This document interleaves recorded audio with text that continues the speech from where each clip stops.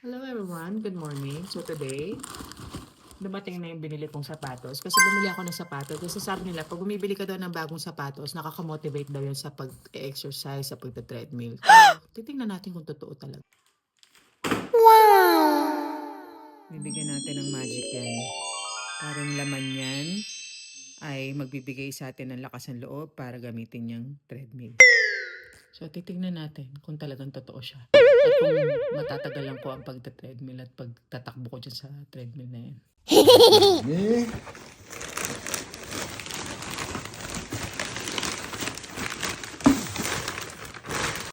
Dalawa talaga binili ko para mahawa siya sa motivation. O, diba? Tingnan natin kung magiging totoo.